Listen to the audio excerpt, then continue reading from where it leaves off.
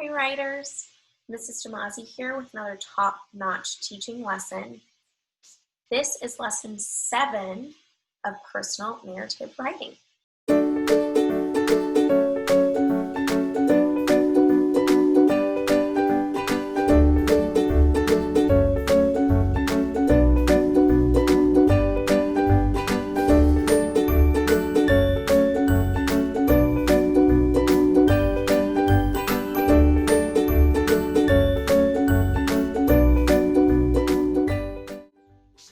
Writers, you have finished drafting your first personal narrative draft. You have 3 different scenes with 3 parts in each scene that you're really excited to share, and you drafted it fast and furiously, and yesterday you even went back and looked at places you needed to edit. Usually you would start drafting a new personal narrative. However, today you're going to start revising this one that you've already written, and I'm going to help you make it really exciting. Something that's really important when you're a writer is hooking your reader. Just like when you catch a fish, you have to lure that fish in. If you have a good lure on that hook, that means that fish is going to come and you're going to catch it. If you don't, the fish might see your hook and think, I'm not going to be feeling like I will need to be a part of that, and they're just going to swim by. You want a really good hook, which is a really good lead. Your first sentence in your first moment that those readers read your writing.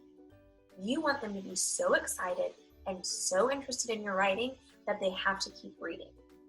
So today, you are in the revising stage. You've already drafted fast and furiously, and today you are going to revise your writing to hook that reader in so they want to read your entire writing piece.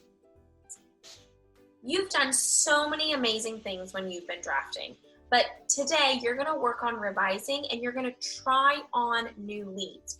You're not just going to say, okay, I have an idea, here's a great new lead, this is really going to hook my reader in, done. No, you're going to try multiple ones and you're going to figure out which one you like the best.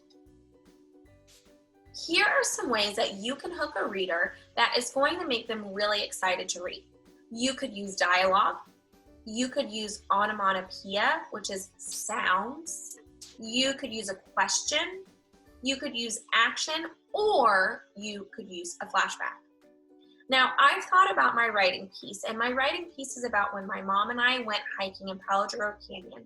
And I've thought of different ways that I can hook my reader and introduce a really great lead to get my reader excited so they're going to keep reading.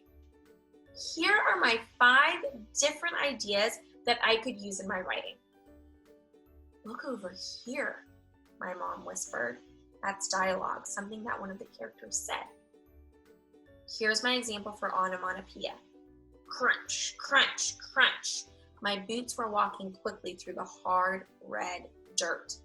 You can hear what it would sound like as I'm hiking. Here's a question. Have you ever been hiking? Here's some action. I was hiking through the canyon as the sun beat down on my face. You can really see that action in your head. And here's my last example, a flashback. I will never forget when my mom and I went hiking in Palo Duro Canyon. Now, I could ask for help and I could ask for feedback about what I think might be the best. So right now I'm gonna stop and I'm gonna ask Murphy. He's a really hard critic, but I'm gonna ask him what he thinks is the best for right now. Let's see what he thinks is going to be the strongest way for me to introduce my writing. Believe it or not, Mrs. Damazi, but you have some really good hook ideas. I really like the action because I know exactly what it feels like to have sun beating down on your face. It's one of my favorite things to do. But I think the one that makes me really interested in wanting to know what's going to happen in your story is the sound. I want to know where it is that you're hearing crunch, crunch, crunch and walking on red dirt, because that's not normally what we see.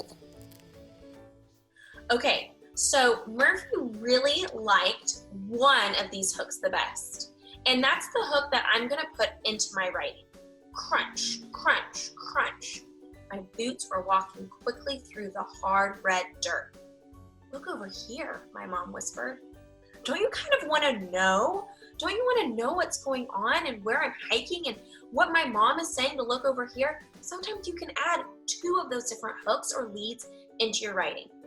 My suggestion is to come up with at least 3. Now I used 5 different ones with the 5 different ways that you can try on a new lead. But if you want to do just 3, that's okay. But ask for feedback. Ask what is the best way to get a reader really excited to read your writing.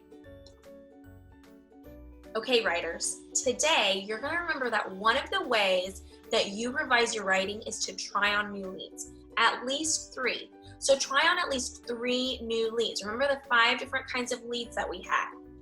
Ask for feedback to choose the strongest lead and add that to your writing. I used a sticky note or scrap paper so I can add it to my writing, and I know that that's the lead I'm going to use. You need your writer's notebook and a sticky note or scrap paper to help you add that new lead that's the strongest lead to your writing. Okay, writers, remember, leads are going to help keep that reader interested in your writing and wanting to know what it is that you're going to tell them about. Have fun, remember to ask for feedback, and enjoy. Bye.